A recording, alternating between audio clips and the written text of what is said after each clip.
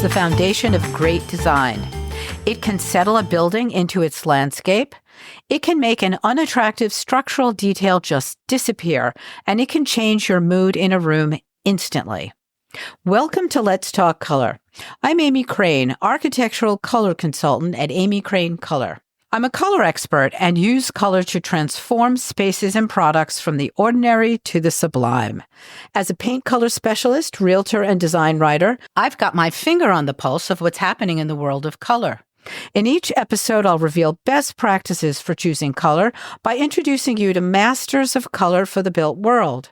So throw out those paint chips taped to your walls and let's get started.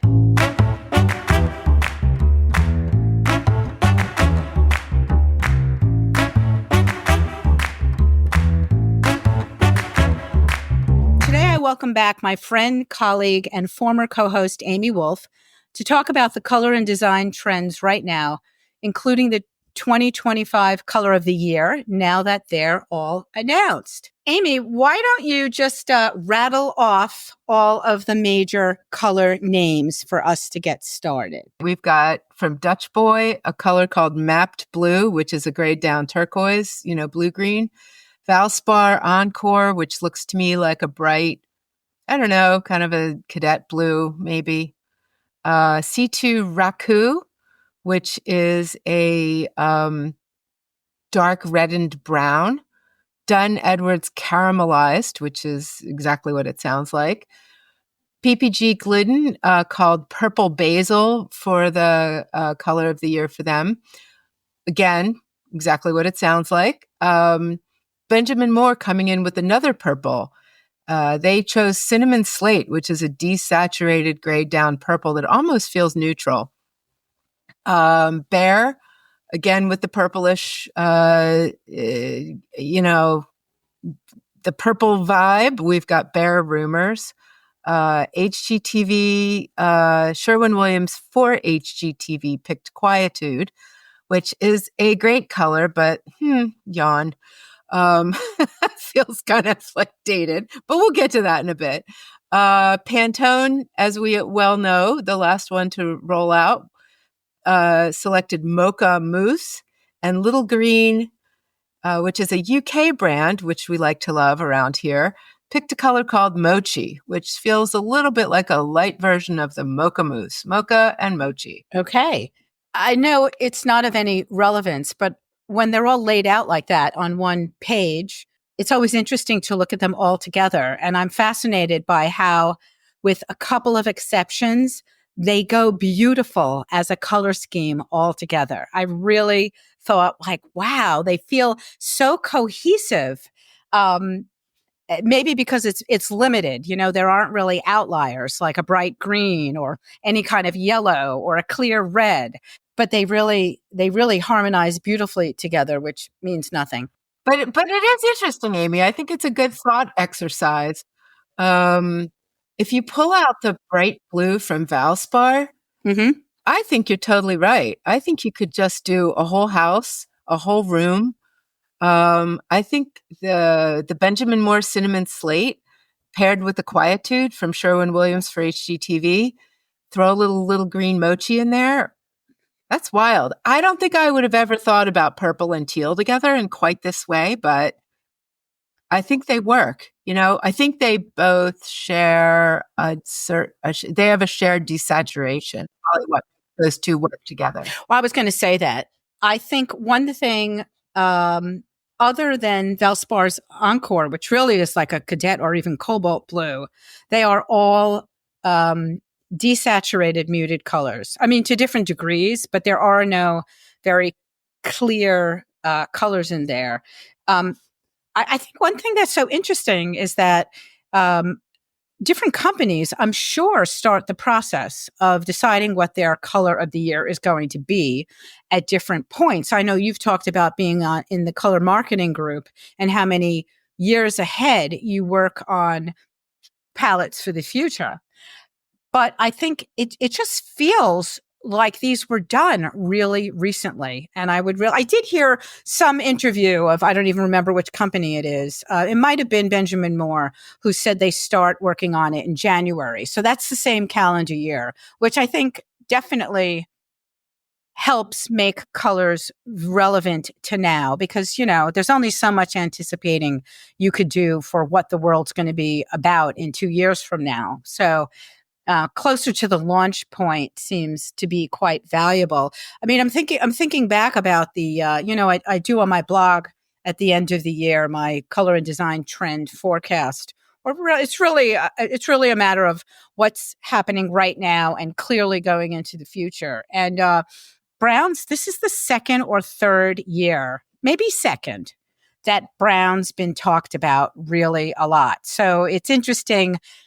It's interesting to think about how these colors like creep up on you. Like they're mentioned, they're here, they're there. You see it in magazines, online, and design blogs and stuff like that. And then boom, everyone's doing it. I mean, don't you think there's tons of talk about brown out there?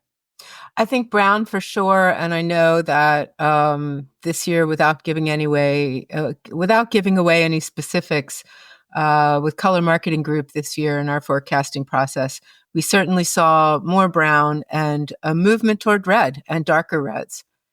Darker, deeper, more desaturated reds. Yeah, that's interesting because, thinking about our browns being able to lean in the yellow or the red direction, I definitely see, them leaning towards red, these browns.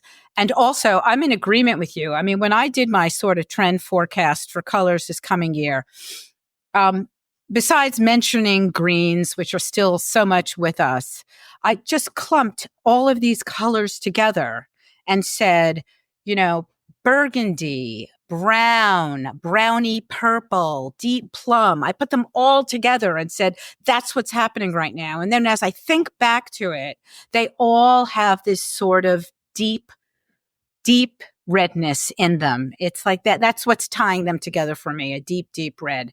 Also, I looked back at the past bunch of years of Pantones. And since 2020, there were two colors chosen in the purple family. I know they didn't this year, but they were very, very punchy, like a periwinkle, very Perry. And there was another one back in 20 that was also a mid-tone, very clear purple. And so it's just interesting, again, to think about purple just percolating out there. I mean, for so many people, it's not a go-to.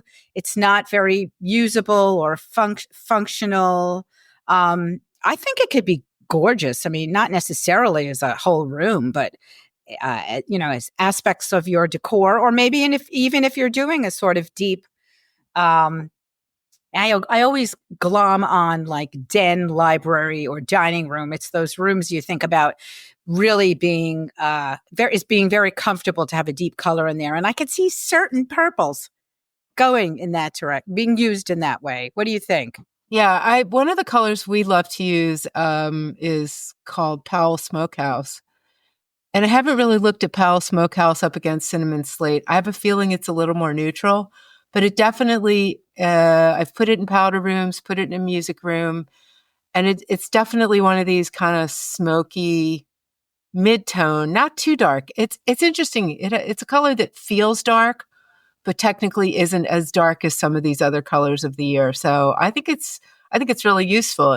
Sherwin-Williams this year, almost all of them release a whole palette of that go hand in hand, that come out with their single color of the year. But instead, Sherwin-Williams released these 4 capsules, which are color collections called Kindred, Wellspring, Paradox, and Chrysalis. And they're very different from one another. One of them is really heavily in the neutral and brownie neutral world. That's Chrysalis. The others are different. I don't see a lot of cohesion in the colors picked in each of the other collections, but why do you think they did it? Was it purely just a marketing thing? Let's be different this year. Let's see if we get more buzz out of the fact we're releasing a lot of colors, or what? Sherwin-Williams' color of the year last year was Red End Point, which was a decidedly pinky brown. So perhaps they were a little bit ahead of the curve. I personally found that color repulsive. Yeah. I really didn't like it. Mm. I was at High Point Market and saw it in the Sherwin-Williams installation there where they hold their talks. And I saw, entire walls painted in this color. And just as some people don't like purple, I kind of have a problem with pinky browns. Snarky me says they didn't pick one color because last year's pick was so bad. But that's me being snarky. It is funny, though, as I look around at their collection, that weird outlier from Valspar shows up in the Paradox collection for Sherwin-Williams, that blue that just feels odd. So I am kind of, we've got carnelian and Mexican sand and it is funny how you could almost plug and play all the rest of the colors of the year into this Sherwin palette. Then you'd have a bunch of outliers. You'd have some, these oranges and yellows. I mean, you could, with the exception of the chrysalis one, which again is almost all brownie neutrals, warm neutrals and grays and off-whites and stuff.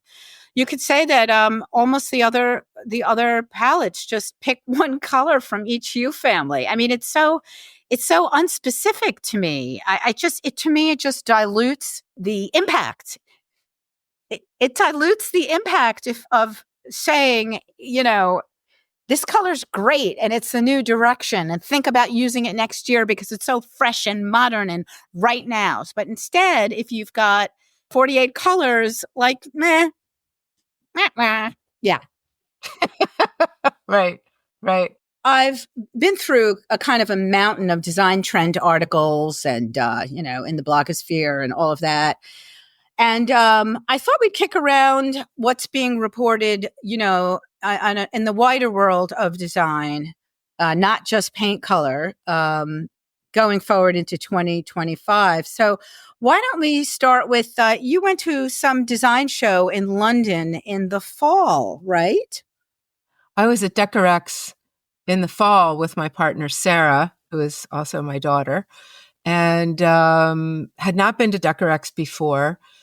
It was a great show in the west side of London.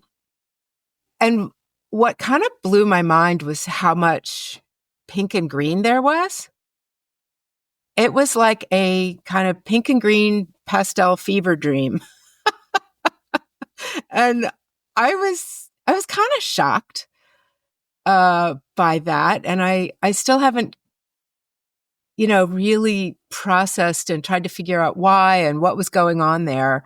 It may have been the nature of the manufacturers. I'm mostly going and looking at fabric, a little bit of tile, but my sense is that the way trends work is they go from runway to the fabric design houses, from the fabric design houses to the furniture makers, and then from the furniture makers into our homes and into the magazines a year after that. And so I often find that looking at the fabric houses is really where you see emerging color schemes. Many of the smaller manufacturers who were showing at Decorex were block printers, screen printers, that kind of, Love that. very sweet English, country look. And so there's a part of me that wonders if it's that context that created that plethora of pink and green, or whether that's really something coming. But in any case, after a while, I grew weary of it, all quite charming, but didn't feel applicable or useful to me really in many ways. Would you say that they were predominantly pastel? They were that light, that white, or do they really range in some muted pinks and muddy brown pinks and our old-fashioned millennial pink? Yeah, there was what I would call like a clay pink and a sage green. So I would say it ranged from that into, sort of peachy terracotta pinks. um, like, stone pink and green marble, things like that.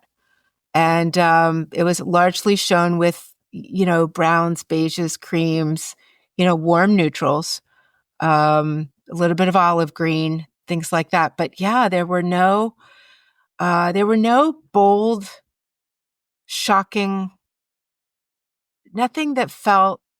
No. Yeah, I guess that's it. I guess everything was lovely. Mm-hmm. It was all lovely. And to me, when everything is lovely, it's like kind of forgettable. It's sort of a yawn. I guess I like to go to a show and see something that kind of freaks me out a little bit and maybe makes me think it's ugly. And then I start to think about that color in new ways.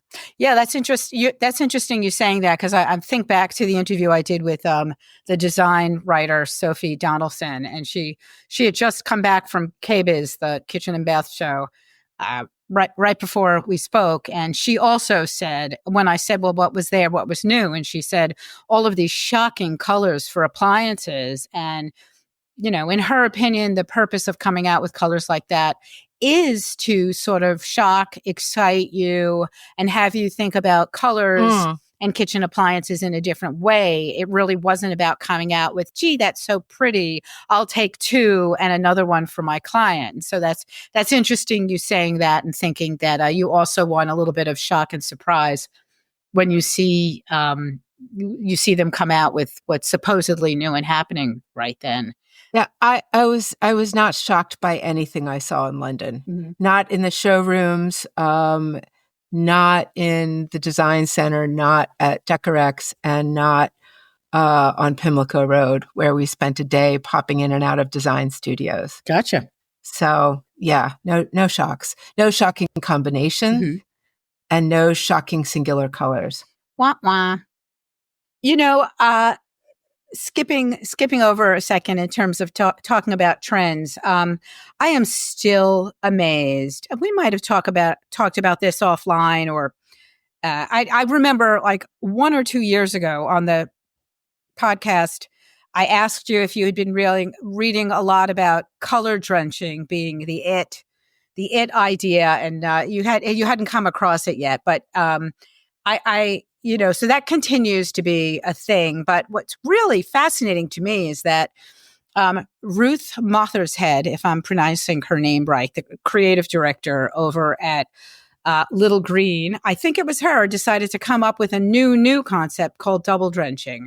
She started writing about this in this fall. And she just made it up, damn it. And within 1 or 2 weeks, I'm not kidding, I was being contacted by, Real Simple, Living, etc., whomever, all the online designy folks who come to me for comments. And it's like, gee whiz, folks, just because she said it, it's real. It's like one person's idea. It just made me think about this. It's so unrelated, but it made me think about, sitting down, going to a graduation at a university when the speaker comes up and says, one person can change the future, can make a difference in the life of everyone. And of course, again, that's like world peace and climate change. But in the world of interior design, here's just one person who came up with this term, double drenching, and now it's so out there, they don't stop writing about it. And I got to tell you, she has written what it is, others have written what it is, and I still don't even get it. Here's what I think it is.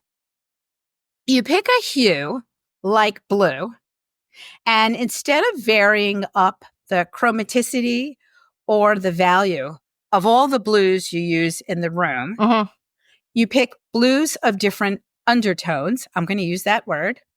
And they're of equal strength. They're equal chroma.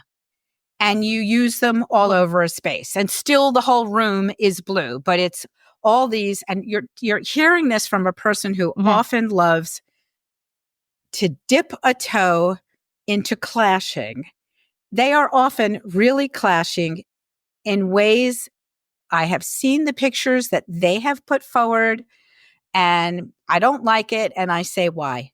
Again, a marketing person's idea, it was almost like an experiment, a thought experiment to see if someone could make up a new term and would it take off. And the speed at which it did take off just speaks to how many online venues there are for design oriented content and how they're so desperate to write about something new because it took off in a second. Wow, that's interesting. It's interesting because I saw in our show notes prior to coming online today with you, this notion of double drenching, this term, which I had not heard of. And what I was thinking about was, okay, so what's next? What might this mean? And what could I see coming next? And it seems to me that the drenching trend has allowed people to shift away from this notion that trim has to be white or off-white. Amy clapping. Amy Right. clapping. I know. Sarah's clapping somewhere too. Sarah's a big proponent of drenching and does it with a lot of her clients. And what occurs to me is that what comes next is not staying in the same general hue, but going someplace totally different on the hue circle. Staying with a similar value and chroma, but pivoting around the color wheel and possibly putting, one of these smoky purples on the wall and then putting a smoky teal on the trim. Well, that's kind of my attitude often for exteriors, which is, again, being a person who tries to steer clear from white on off-white, incredibly pale, nothing there colors as trim, but in fact to have a color that's different. I mean, they've got to work together somehow. You've got to know enough about colors to put together two disparate colors well. I think it could be good. I just had this client in California who's, I think I sent you some of her materials. She's the one who, she has this Emma Shipley fabric of elephants or tigers or something. The background is a plum, highly saturated. This fabric is purple with deep reds, orange, burnt orange, muddy pinks, greens. It is just absolutely wild. And where one might hope that sofa would be the diva in the room, in fact, she wanted the room to be a kaleidoscope.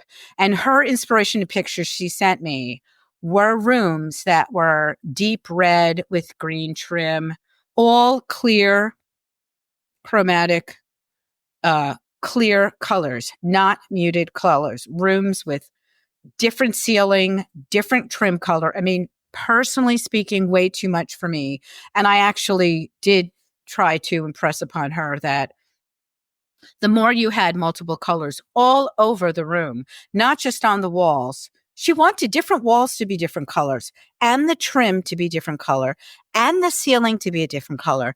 It went on and on and on. And I am absolutely shocked that I was able to get her to back off from that, because if she hadn't ended her questionnaire by saying, I'm a maximalist at heart, I have a very high tolerance, desire to be surrounded by all of these colors, all together, and my husband's on board too. And then she ends it by saying, but I don't want it to look like a circus. And I was like, phew, okay. Now I know the words to use. Let's expand out a little bit to interior design and talk a little bit about what you're seeing, what you're liking, what you think is here to stay and going. I kind of want to start with Zellage tiles. When I was thinking about redoing my primary bathroom about 10 years ago, which I didn't end up doing. The tile du jour were cement tiles. And of course, also from Morocco, amongst other places. Like Yeah. encaustic Yeah. cement. Yeah. Beautiful patterns, great colors from southern places in the world. I'm really into ethnic kind of patterns. And so it really spoke to me. And I just, to use a technical term here, drayed around so long that I ended up not doing that bathroom. And I was so happy that I didn't do it, because I would have been stuck with cement tiles, which are out of style. And, it's that perennial question of you love something, not just because it's new, but because maybe you've never seen that before, or that hasn't been available before. And you're so in love with it. And we all know it dates. These hard finishes can date, can point to a specific time in the lifeline of your life, your home, your bathroom, and say exactly within a year or two of when you did it. And so I think about that in terms of these Zellage, because they are still going strong. It's definitely 5 years now, and they don't seem to be going away. The colors they come in are so extraordinary. Every time I see, be it a bathroom or a backsplash, that's these brownie deep reds or these incredible yellows, I just go crazy. I think they're so incredibly beautiful. And I just close my eyes and I think, okay, what if you put it in today? What would you think about it 7 years from now? And it's a tough one, because it's like an entrenched trend, but you still know it won't be here forever. I think they're beautiful, but I would be afraid to use them. What do you think? Right. So here's what I'll say about that. I had a client, that house I worked on in Maine, who really, really wanted orange in her shower. And this is a person who loved orange tile. Loved orange, loves the color. The tile had that look to it. But my feeling is, if you love a color so deeply, or you love a material so deeply, that it will be trend proof. Will it be trend proof for resale? Probably not. But if you're planning on, if you're planning on staying, in 2004, I put in hand cut, mixed colored mosaic glass from Oceanside Glass Tile into my kitchen, in Florida. And it was mix of blues and creams and ambers. And yeah, I'd still put that up in my laundry room. I wouldn't put it in my kitchen necessarily, but I loved those colors. I love that material. To me, it might feel dated to some people, but to me, it's just unequivocally gorgeous. It's just gorgeous stuff, dated Right. or not. So I think if you find something truly beautiful and it excites you and it maybe reminds you of a place you visited, like the Tadlact. Is that how you say that? Tadlac. Tadlact, those finishes that we saw in our hotel rooms in Morocco. I mean, wow, how could anybody ever get tired of that? And to some extent, those things are classic. I mean, real Zellage tiles and real encaustic tiles, even though we hadn't seen them in the marketplace here in the US, I mean, that stuff had been around in other countries, for eons. Yeah. So I think in that regard, some of these things are timeless, For something to be classic and timeless in another culture far away, it's just interesting to know, but I don't think it affects. I guess I'm coming back to resale value. Yeah, totally. Yeah. The general consensus around something may not be the way a specific individual who chooses that material for their home feels about it. Yeah. So. Yeah. I remember probably 2 years ago, maybe a year and a half ago, there's a Great Barrington in the Berkshires based interior designer, lovely lady, does nice work, Jess Cooney. And she posted a bathroom she had done. I think it was for a client in the Berkshires. And it was mosaic. So those tiny 3/4 of an inch squares, mosaic, and it was the most intense teal blue. It was an enormous, enormous shower. 3 walls of it, maybe floor 2. And I gasped because I loved the color, and I've always loved tiny mosaic tiles. And like, they really weren't in style then. And they're not even really in style, or trending, I should say now.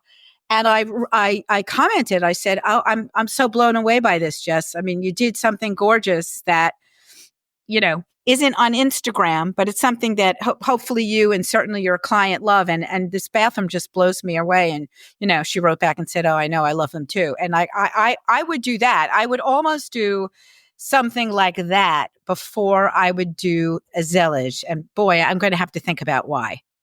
I don't know. Sometimes the color just carries it. Well, that's what I was saying about this orange bathroom in Maine, the orange shower. It's not the whole bathroom, folks. It's just the shower. I think if somebody is, really in love with the color, that it will carry and hold its belovedness through time, regardless of what the format of the material is. Yeah. Yeah.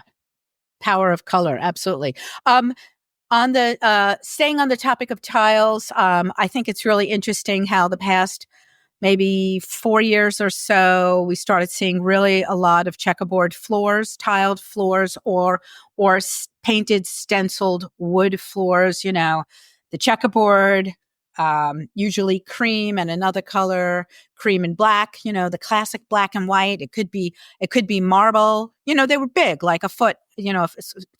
Squares, a foot squares, right? Checkerboard everywhere. And this past year, I'm seeing a lot of checkerboard tiles pattern in bathrooms. So I'm talking like black and cream, black and putty, other colors, also even in kitchens. And boy, that is like pop art. I mean, because of course, the smaller the scale, the busier the impact is. And these, from what I could tell from these photos, these were 4, 5, or 6 inch squares in a checkerboard, on a shower, in a shower, on a backsplash. And they're dizzying. They're just dizzying. I was going to say, that's giving me a seizure just thinking about it, honestly. Agreed. I love checkerboard. Me too. But, I love them on the floors. Yeah. I wouldn't do that. But here's what I will say about that. For me, the way I love to see a checkerboard done, the way I would do it, the way I have done it, I did a checkerboard kitchen 2 years ago on the floor, a 12 by 12, is I do a very tonal, close, low contrast. The one I did here in Northampton was sort of a creamy off-white and a golden amber color. Nice. To kind of create this warm, glowy, traditional Victorian house kitchen. I'm also seeing more tile-covered fireplace surrounds. And I think that's really, really fun. I mean, it's it's a kind of I was going to say it's a major commitment, but it's just as much a commitment as using stone or stone veneer or, the other things that people cover fireplaces with. I mean, usually is some version of a stone, even if it's a cultured stone. But I'm seeing a lot of fireplaces, and I really like it. Okay, so having gone through a whole bunch of different articles about what others think are trending. Well, actually, Amy, let me start by asking you, instead of just running through these, which I will anyway. Is there anything that you've noticed in your just being out there in the world, dealing with your clients, dealing with what you read online, see in magazines, any things that you think are big, hot, new things for next year? Wallpaper. Absolutely wallpaper. Okay, so here's first of all, before I read all of these things people are talking about, could they please stop referring to greens as earthy greens? I feel like the people who write all of this design content, there's so many buzzwords now, and they're all the same, and people just use the same word over and over again. And I'm picking up a lot of earthy greens. Now, to me, if something's earthy, it's got browns in it. So are they talking about brownie greens? No, they're not. They're also deep. All right, deep I'll take for dark. Sure. Rich. Come on now. Rich means nothing. You go back, take a look at what you read online and see how many people use the word rich to describe colors. Are they talking about highly chromatic saturated colors? Maybe, maybe not. It's just they're blah, blah, blah words. And so I'm picking up on this newest blah, blah, blah word or term, which is earthy greens, because folks, greens are usually not earthy. Period. The end. um, okay. So for the folks who can afford such things and have the space for it, second kitchens, also known as sculleries and butler pantries, they do seem to be all the rage. I have one client who is putting one into a renovated and updated 1820s house. But otherwise, I don't think I've had any clients who are putting those in. How about you? Yeah, I've had a number of pantries. One kind of scullery, mudroom, laundry room combo, which is actually almost bigger than the kitchen itself, which I find fascinating. Kind of back of the house, front of the house, if you will. I had a Right. client. I, Amy, sorry, I just want to make a distinction. Not a pantry, not just a pantry that holds your food. No. I know. No, this is a room.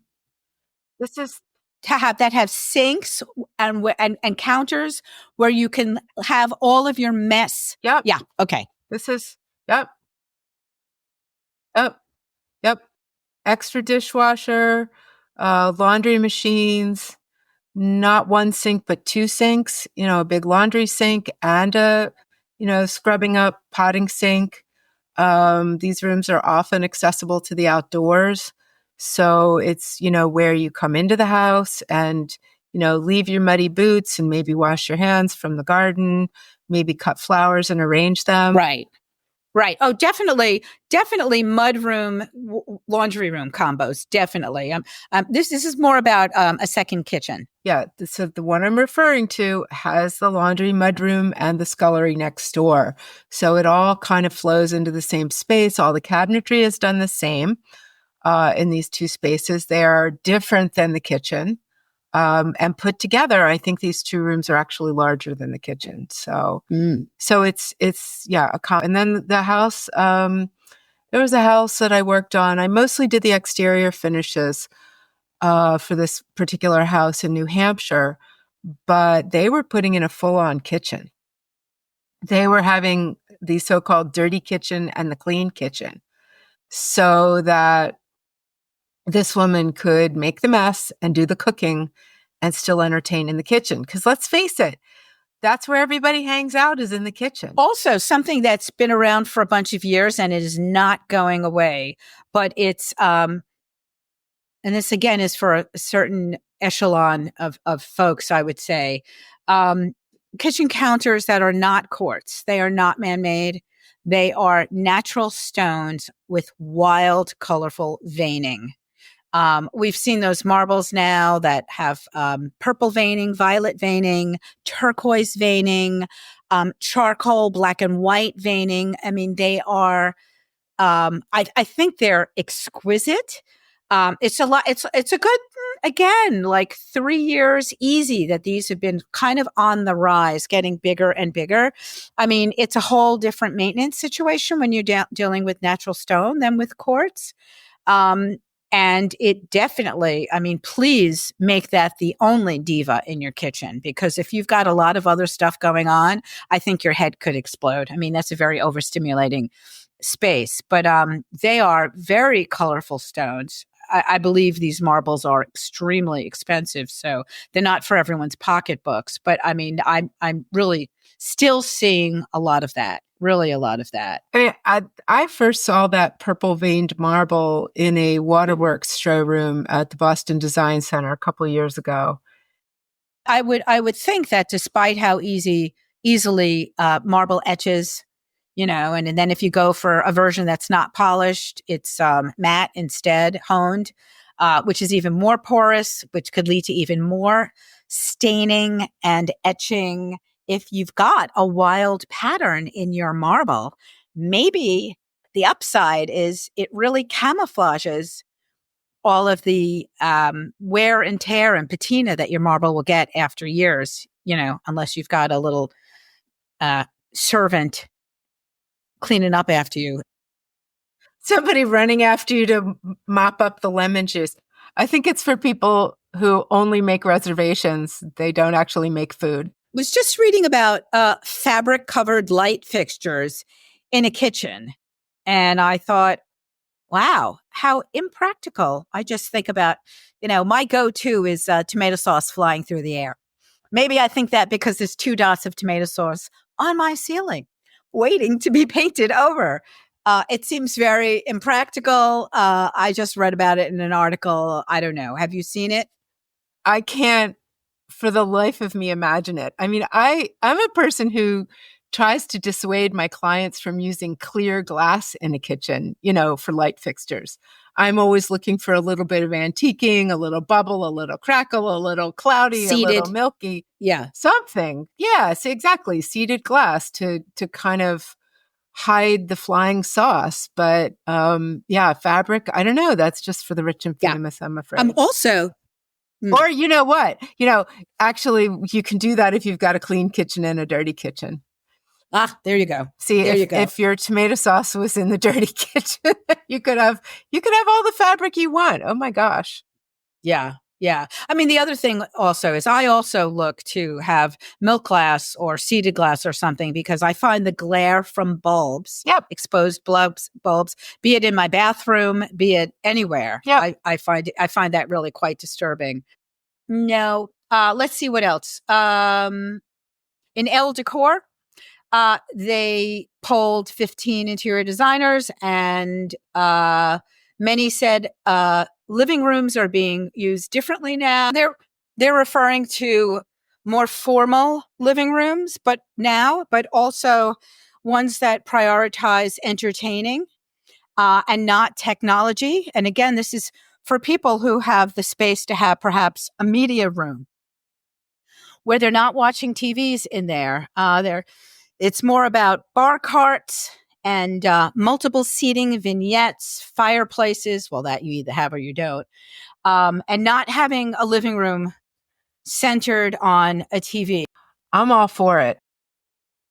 From a decorating standpoint, I think what's so darn difficult is decorating around a TV. When the TV is in the room, the TV is the diva.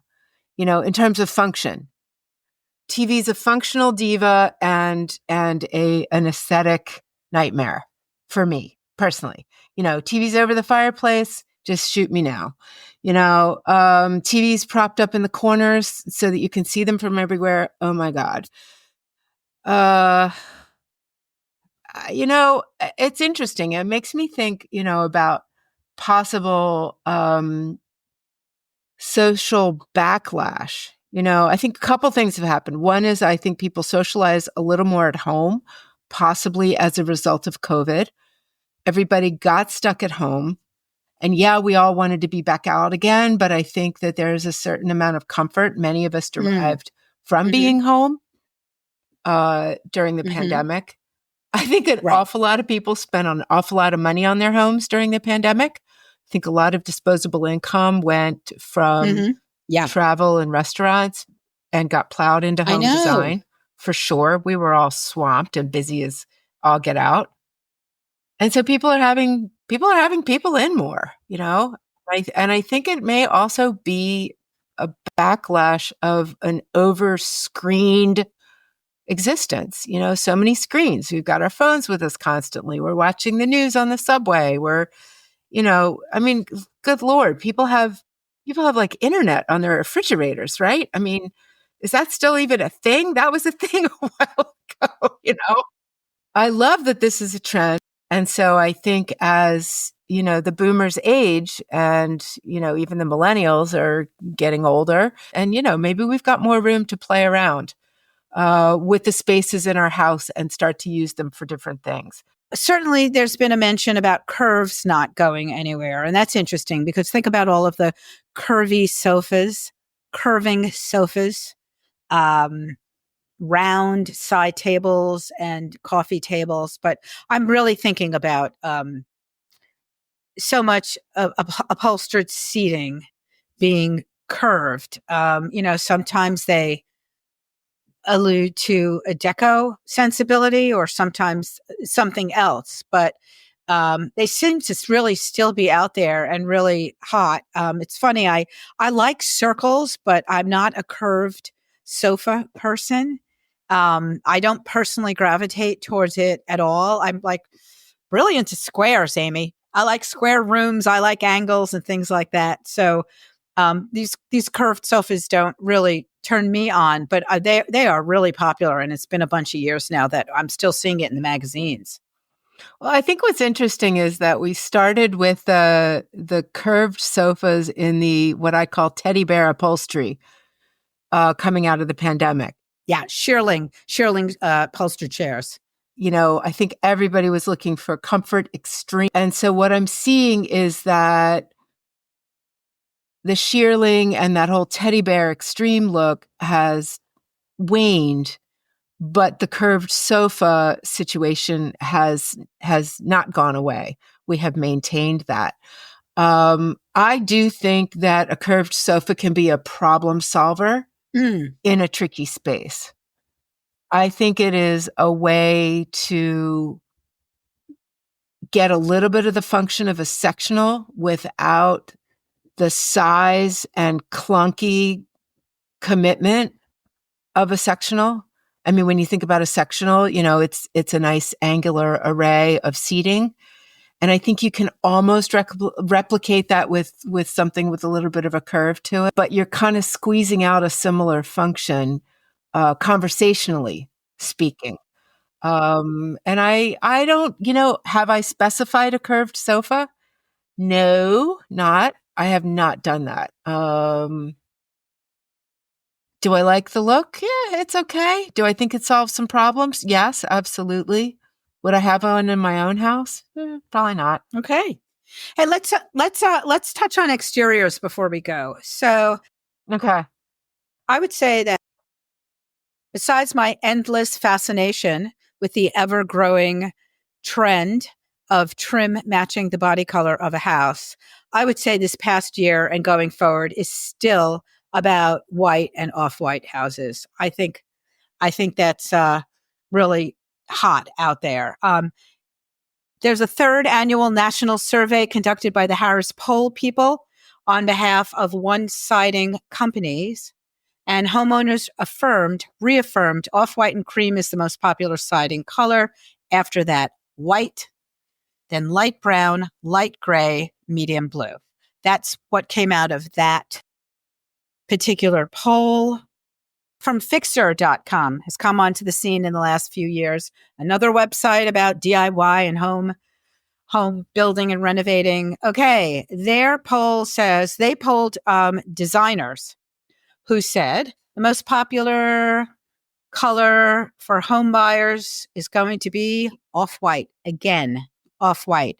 After that, natural wood. Then they say dark gray, natural stone. Obviously, some of these are fixed materials. Then taupe, light gray, black, navy blue. Look at that navy blue, only at 13%. It's been so hot. 10% say sage green. And then it finishes with 2% red brick. So, in light of your work with a major player in the siding world, in terms of what you have pointed them towards, what you've heard from them is selling, what you see yourself out there, what's your 2 cents on siding colors, no matter what the siding's made out of, paint, hardy, vinyl, whatever. Since 2021, I have been doing color development for a major manufacturer of exterior building materials. I've worked with their stone cladding department. I've worked to develop colors for roofing. And the majority of work I've done for them is developing a color plan for vinyl siding. So this is one of the big three companies in the country. And so I have access to a lot of sales data, which is interesting. And I would say that none of this is surprising to me. One thing I would like to say is that the All-Side survey seems to have asked homeowners for preferred colors. The Fixer survey asked designers about home buyers. And I see those as two very different sets of data. I make a distinction because when you ask homeowners how they feel about their own house, it's very different than asking designers how they feel about resale. You and I know as designers that when we're talking to clients about resale, we're obviously going to take a more conservative path. So I actually think that the all-side data is probably more reliable than the Fixer data. I think the Fixer data is skewed by asking designers about home buyers. So, all that said, if you're residing your house for yourself because it's your forever house and you're going to stay there, it's very different than talking to a designer about it. You know, it's very different than if you're residing your house because you're about to put it on the market. So I would tend to agree. If you're about to reside your house so that you can sell it, then absolutely off-white cream makes total sense. And I'd say that top amount of data, you know, those top spots in both surveys are analogous, and that makes complete sense to me. I think what's really interesting is that the all-side survey really sticks with light brown, light gray as, you know, kind of in third and fourth place. Whereas, you know, the designers are going for the dark gray and they're going for the black and they're going for the navy blue. So here's what we've done, just to let you know what we've done. Because white is such a great seller, and because I'm so not crazy about bright white anything, as you well know, what I've done is I've developed more toned whites. So what we've done is we've broadened the range of whites that are available, that live between the bright white and the light gray, or the bright white and the beige. We've stayed away, you know, we've left cream kind of where it is, but I've brought in more toned whites into the collection. And then in terms of those light grays and light browns that were mentioned in the all-side data, what I have done for this company is introduce some more nuanced beiges, some more nuanced grays, things that don't necessarily read like beige, maybe a grayish green, maybe, you know, a complex beige, some more complex neutrals. You and I talk about complex neutrals a lot. And those are the kinds of colors that we use when we have 3,000 colors to choose from. And so I've tried to bring more of the kinds of colors I use in, you know, in the universe of paint into the vinyl siding selection. Yeah, and blue is totally huge. Blue is totally huge. Yeah. And not just this medium blue, but dark blue. I mean, dark blue has been one of the top sellers for the company I work for. And I'm talking dark. Huge. Dark, bright, vivid. Yeah. You know, a handful of really, you know, dark, should I say deep or rich? Deep blues, rich blues. They've been extremely popular. And where do I see things going? And I think that's what's really interesting. And also in my work with paint, I'm seeing more greens. More people are I kind of feel like all the blue houses have run their course. and I'm seeing people move into green. And it's interesting because, as we see this, we were talking about this cycle of, how trends start, on the runway and then go to the fabric mills and then go to the furniture manufacturers. I also see a similar trend flow, if you will, from residential interiors to residential exteriors. So colors that were trending 3 or 4 years ago, greens really became a big thing a few years ago inside, and now they have shifted to outside.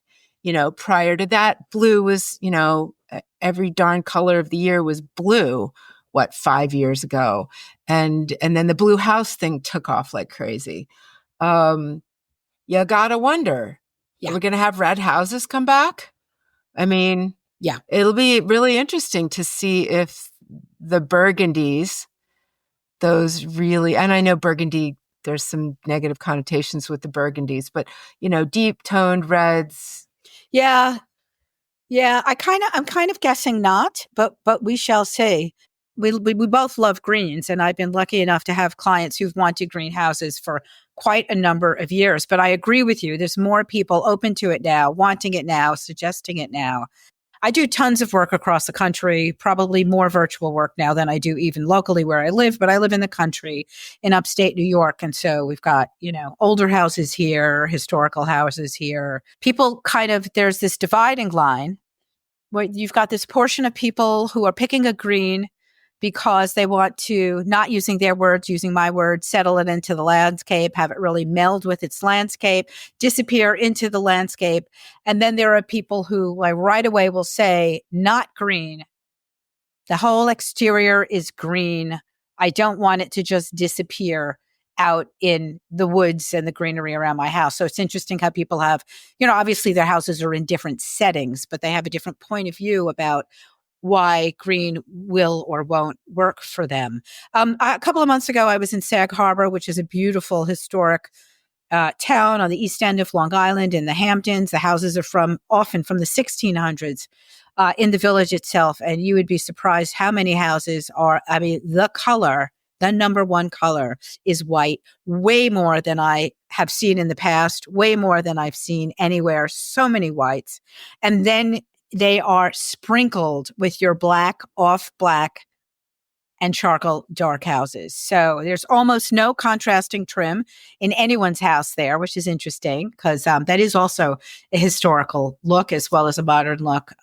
And just tons of white houses. It's amazing. So, this is regional also and very much tied into the really old architecture or old for America architecture that's there. But, again, I really think, white, not even off white. I mean, I agree. A stark, cold white is not the way to paint any house. So tons of people still do want very bright white houses. I find it off-putting, but there are tons of them, and there are tons of them in Sag Harbor. So it just depends who you are, what the light is, where you live, what your architecture is, and all. But I think if you have a little bit of tone, a little bit of something in your white paint, it makes for a softer look. Are these all antique houses you're referring to?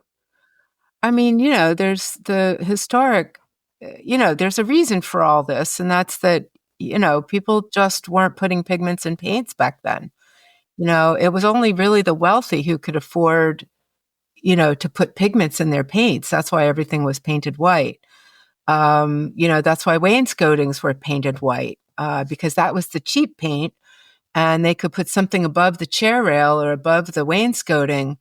And that was what was decorative. And maybe they'd put wallpaper or a color, but the white wainscoting was easy to repaint. So that was really, I think, an aesthetic trend based in economics and materiality at the time. So, yeah. Well, it's really hard to know in the Hamptons what percentage of homeowners are looking for historical accuracy and what percentage of homeowners are very trend driven. And that's why they're white. I don't know. I really feel like it's a mix of both. because there's so many black, dark gray and off black houses also that I feel like it's all so trendy. Hard to know. Yeah. Yeah. I mean, I think it's easy to go with white. I think it's sort of a no-brainer. And frankly, I mean, it's probably just Benjamin Moore Ready Mix White, PM01 or whatever it is. People say I want a white house, Yeah. and the painter goes to Ben Moore and buys white, whatever. Yeah. Super white. So anywho, there you have it. 2025 trend reports, color of the year, and other things happening in the design and decorating world that we live in. Great having you back, Amy. You can be a guest visitor anytime. Thank you. It's great to be back. And next time I'm out in the world, hopefully I will discover something that shocks me, upsets me, and makes for good listening. That's it for now. Talk to you soon.